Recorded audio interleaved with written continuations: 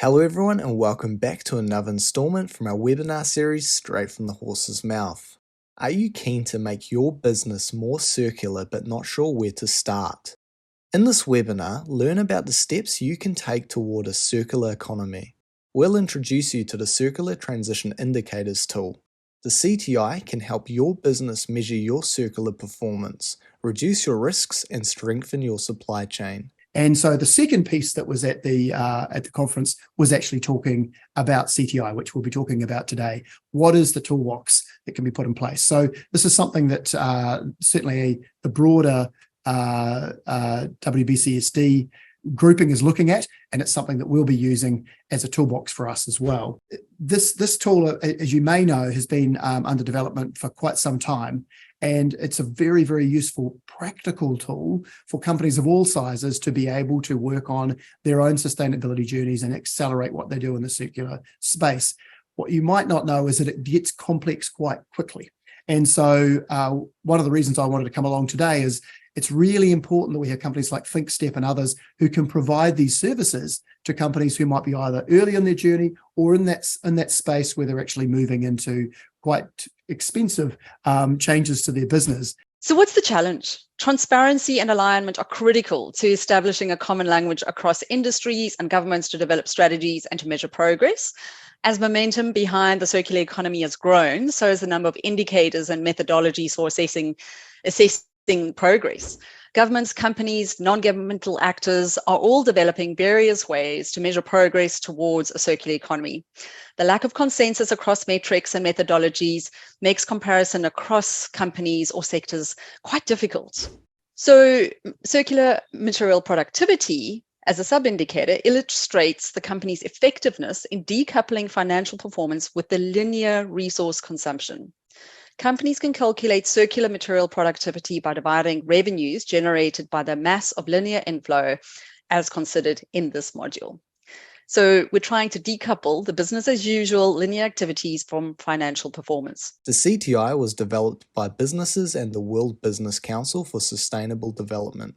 Mike Burrell, the Executive Director of the New Zealand Sustainable Business Council, joins us to explain why the circular economy is important for SBC's members and New Zealand and Australia. He attended circular economy panels at the World Business Council for Sustainable Development's recent meeting. Mike joins Sally Anne Kasner, our Senior Circular Economy and Strategy Specialist. Sally is an implementation partner for the CTI tool. She'll introduce the tool and explain how it can help your business. With that, let's get started. Hi, and a very warm welcome back to our webinar series. I'm Sally Anne Kasner. I'm a Senior Sustainability and Circular Economy Specialist at thinkstep-anz, and I'm going to be your host for the next half an hour. Today, we're joined by Mike Burrell, who's the Executive Director at the Sustainable Business Council. And it's great to have such a big audience and some of you who might not know us. So I'm going to give you a quick intro into what we do.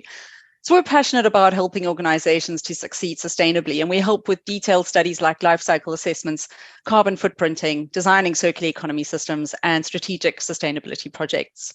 We've been doing this for over 15 years in Australia and New Zealand. Hi, thanks for joining us, everyone. We would just like to know a little bit more about how you or your organization might be using circular economy concepts. So we have a short poll, just 4 questions. I'm going to be opening that just in a moment. It's anonymous. You can answer at any time during the webinar, and we'll share these insights on our webpage when we upload the recording of the webinar. So our guest today, like I mentioned, is Mike Burrell. He's the Executive Director of the Sustainable Business Council, and SBC is a CEO-led membership organization with over 120 businesses ambitious for a sustainable New Zealand. Collectively, members represent more than 34% of New Zealand's GDP. Mike has over 30 years experience in leadership and consulting roles in New Zealand and internationally. And he's going to speak first, and then I'll introduce the Circular Transition Indicators tool. So over to you, Mike. Thanks, Sally Anne, and a real privilege to be able to speak today. I think I know most of you on this call. I've been looking at a few names as they come through, but there'll be a few of you who don't know me. So I thought very quickly I'd start with why is SBC here? Because as you know, our previous strategy had a very narrow focus in the E space on climate.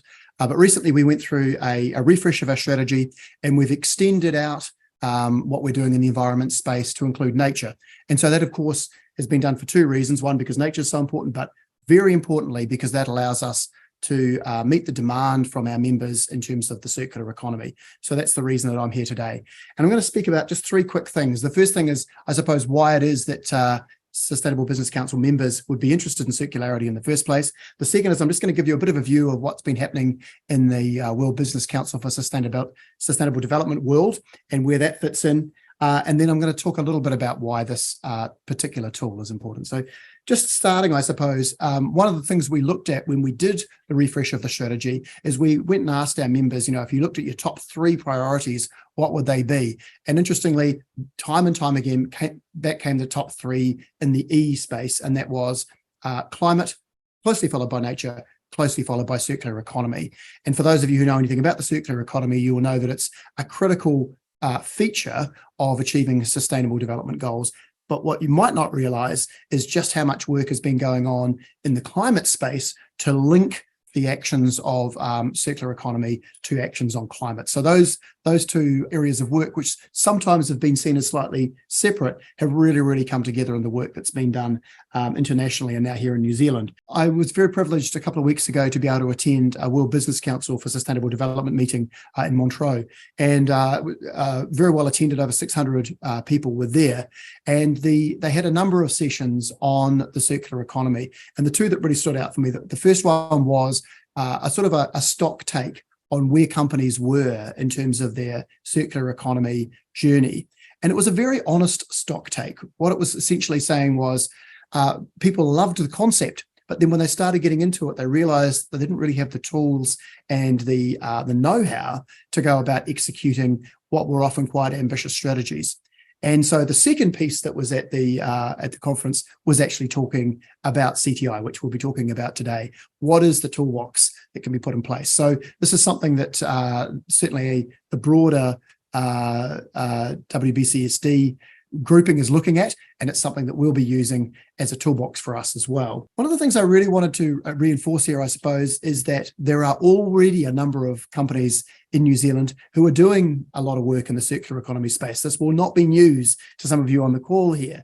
And so, as is often the case, and we found that with climate, that leadership role for those who are already on their journey and can share that with others is critical. And maintaining that momentum is really critical as well. What we saw when we spoke to our colleagues internationally was that what would often happen is the momentum would build up. It got into the kind of difficult area, and then it would fall away and people would focus on the next shiny object, whatever that might be, social sustainability, climate, whatever. And so I think what's really important about today is being able to maintain that momentum and get you through to the next level, which is all about execution. It's not just about strategy; it's about how do you put it into place and make it happen. And so, finally, to the circular transition indicators tool. This tool, as you may know, has been under development for quite some time, and it's a very useful practical tool for companies of all sizes to be able to work on their own sustainability journeys and accelerate what they do in the circular space. What you might not know is that it gets complex quite quickly. And so one of the reasons I wanted to come along today is it's really important that we have companies like ThinkStep and others who can provide these services to companies who might be either early in their journey or in that space where they're actually moving into quite expensive changes to their business to actually implement a circular economy approach. So I really applaud what Sally Anne and her team are doing in this space, because it is going to require some leadership. It is a different way of thinking about things. It's not just about reading books like The Donut Economy and thinking that you know your way through. Actually, when you start getting into the realities of how you sequence these things, the sorts of skills that you need, it does get a little bit more sophisticated and a little bit more complex. But look, I'm standing between you and Sally Anne's presentation. So that's the general context. Thank you for the opportunity. Looking forward to hearing what you've got to say, Sally Anne. Thanks, Mike. I think that's a really great setting of the scene of where we are, and where hopefully I'm going to tease you in the next few minutes around the Circular Transitions Indicator tool. So let's get started. So this presentation I've put together in collaboration with Circular IQ as well, who are the software developers behind the CTI tool. So what's the challenge? Transparency and alignment are critical to establishing a common language across industries and governments to develop strategies and to measure progress. As momentum behind the circular economy has grown, so has the number of indicators and methodologies for assessing progress. Governments, companies, non-governmental actors are all developing various ways to measure progress towards a circular economy. The lack of consensus across metrics and methodologies makes comparison across companies or sectors quite difficult. So effective use of a common framework to measure circular actions will allow companies to compete on performance, not on metric identification or methodology. Consistent use of circular metrics facilitates the flow of investment opportunities to value-creating initiatives. So this is where the CTI tool comes in. And to address this gap, 30 global companies came together through the World Business Council for Sustainable Development Circular Economy Program to develop the Circular Transition Indicators tool, which is a universal framework to measure circularity. And the tool is transparent and objective framework that can be applied to businesses of all industry sizes, value chain positions, and geographies. As we know, the World Business Council for Sustainable Development has a history of being involved with setting standards. For example, the Greenhouse Gas Protocol.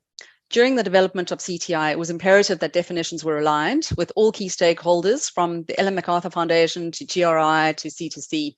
It resulted in a reporting standard that is industry and value chain agnostic and allows users to generate powerful insights based on minimum data inputs and fulfilling reporting requirements. The standard and its definitions are also being consulted in the new ISO standards under development at the moment for circular economy, as well as the EU's Corporate Sustainability Reporting Directive.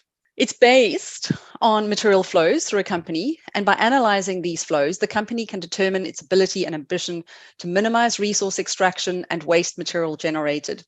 It entails the assessment of flows at 3 key intervention points, being inflow, so how circular are the resources, materials, products, and past sourced, and the outflow, which includes how the company designs its products to ensure the technical recovery of components and materials at a functional equivalence by designing for disassembly, repairability, recyclability, etc., as well as the actual recovery. So how much of the outflow does the company actually recover? And the outflow includes products, byproducts, waste streams, etc., and companies can improve the actual recovery rates through closed-loop business models or mandatory or voluntary open recovery scheme efforts. So the CTI itself includes 4 main indicator levels, and I'm going to go through these briefly so that you can see what's included. So the first one is close the loop, and this calculates the company's effectiveness in closing the loop on its material flows at the company level, a business unit, a facility, or product level. It provides results for the percentage material circularity, which essentially is the weighted average of circular inflow of non-virgin content versus renewable, and the circular outflow, which is the recovery potential versus the actual recovery. It also includes the percentage of water circularity. And what sets water apart from other materials and resources is the scale of the relevant ecosystem. So where materials can circulate in a global system, it's necessary to assess water circularity on a more local level at a water catchment area or local watershed. And the purpose of water circularity is to lower freshwater demand and ensure water resource availability for all users and the environment. And sometimes we forget about water in our circularity story, and it's really important. We can't forget it. And the last one of the closed loop sub-indicator is the percentage of renewable energy. And as we know, the circular economy requires the transition to renewable energy. As most companies already have metrics in place to measure this energy consumption for business operations, the CTI considers energy separately for which company can use this existing data. The next indicator is optimize the loop, and this module provides insights on material criticality, resource efficiency, and higher value recovery strategies. So when it comes to critical materials, it does depend on your company, and this may or may not be significant. But if your company depends on critical materials, you should definitely include this in your assessment so that you can assess that level of risk with specific material flows and prioritize accordingly. The indicator provides the percentage critical inflow to highlight the share of the inflow considered. The recovery type focuses on how the company recovers outflow and recirculates it into the value chain, and it's applied to the percentage actual recovery, and the results provide a breakdown of the recovered outflow in shares of reused, repaired, refurbished, remanufactured, recycled, or biodegraded. And the CTI tool automatically generates this breakdown based on the close the loop data entered. So this is included in the close the loop indicator and optimize the loop. The actual lifetime, so the tool actually includes an actual lifetime indicator with the intention of driving companies to develop an understanding of a product's actual average life duration. And this means the duration of the life that the product actually experiences on average, rather than the design life or the warranty period. The third indicator is value the loop.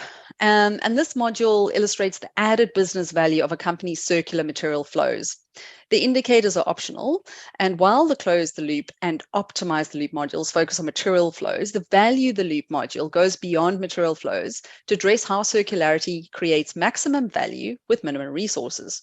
So circular material productivity as a sub-indicator illustrates the company's effectiveness in decoupling financial performance with the linear resource consumption.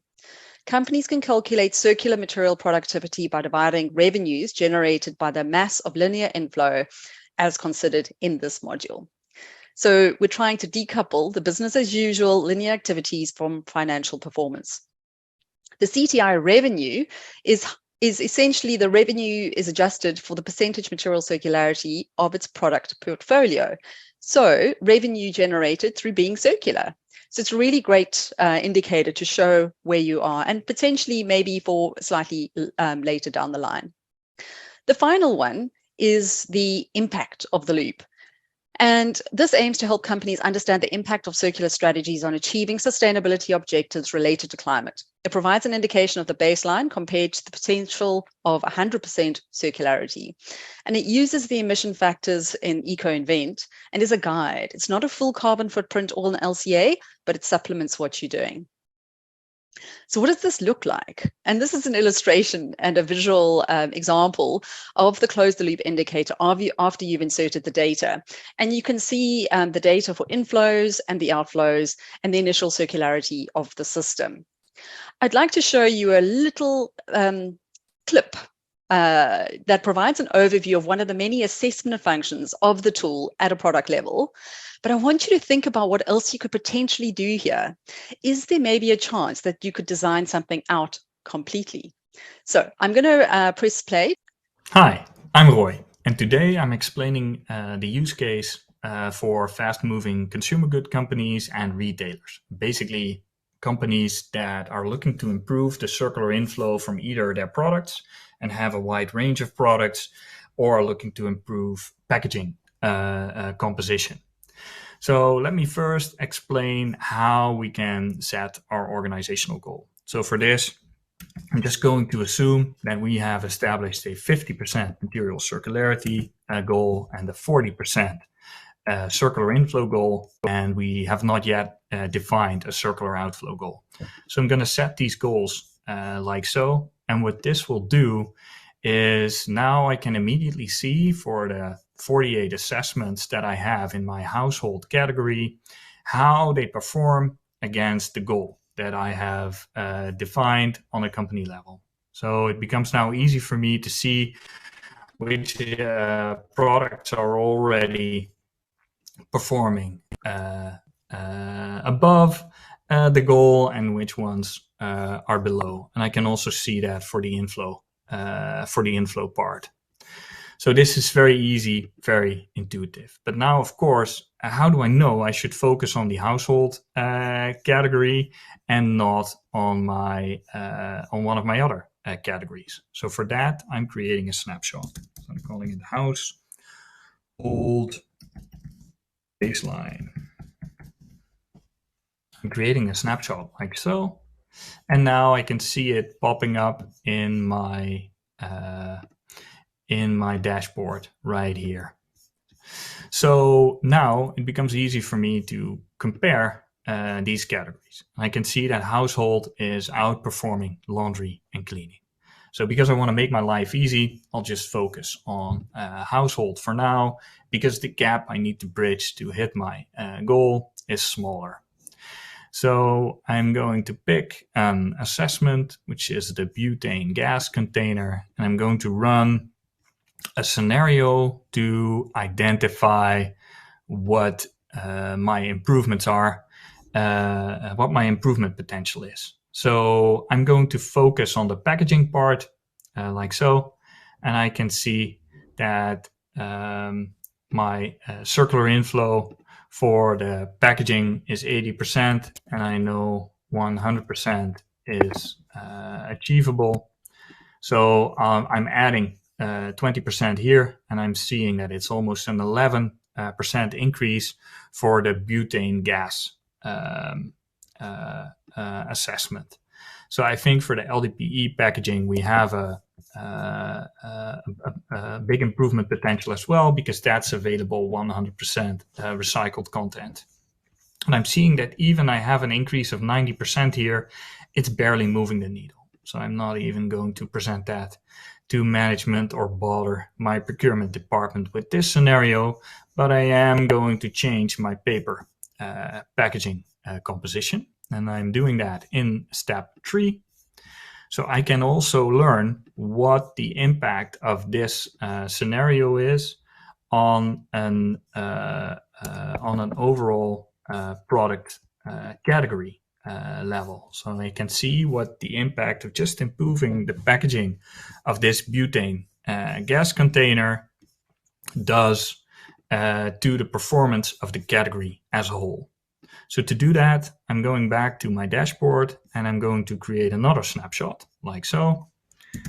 Household improved.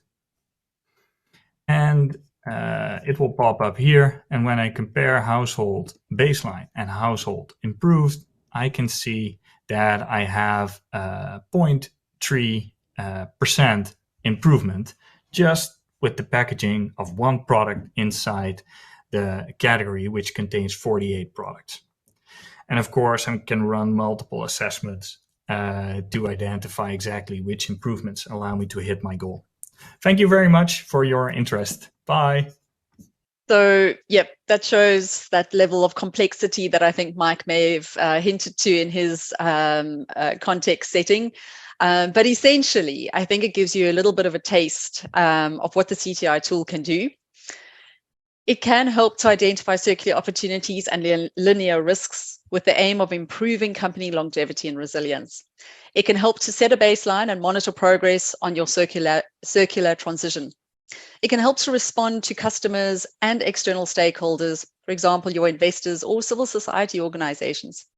It can start helping to have those value chain conversations on shared circular priorities. And it also helps to attract new business by advancing customer circular objectives. So we're implementation partners of the tool, which is really exciting, and we can help you on your journey. So I'll pause there and open up to any questions. So there is a question in the Q&A that talks about where is the product data coming from? It is your data. So it's coming from the company, and it is coming from essentially your energy, water, waste data, and the emissions data or emissions factors are coming from LCA databases, essentially, and they can be country specific. So EcoInvent has got quite a wide variety or wide database now that includes different countries. This particular tool, it can get quite complex, but it really is a great start to show how to, where to start in the journey, how to start. A couple of other questions. Where do you see this tool going in the future? Will this be lobbied to eventually become mandatory for all businesses?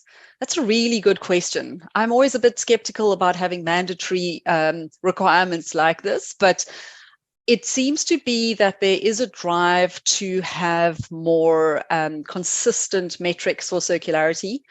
There are a number of tools around at the moment. From my experience so far, this seems to be the one that's the most user-friendly, the most intuitive, and it really does present and provide that amazing baseline that you need, especially from a business perspective of where to start, how to manage your your data and present it and work together as a team. You'll notice that with this kind of tool, you actually really do need to be speaking across your teams within your business too.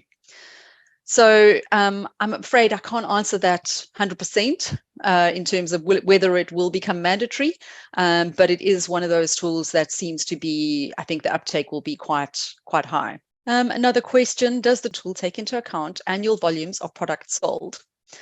So if you make a small change on a large volume product, that might be better than making a big improvement on a product you don't sell many of. Yeah, absolutely. And that I think is the product comparison. And I'm not sure if any of you thought about what to design out in that example. But what did, and this maybe leads into this particular question, but one of the things as well that this tool might be able to show and is that perhaps making a small change in the product packaging, yes, you could do that, but there is also the potential to potentially design out a piece of the packaging completely. So that is also something that might be able to come through from a tool like this. Another question that's coming through, is there enough New Zealand-based data on the embedded emissions of resource inputs, etc.? I think that's a really good question. And I think there's definitely more information now. So many LCAs have been done in the past, and the databases are being updated.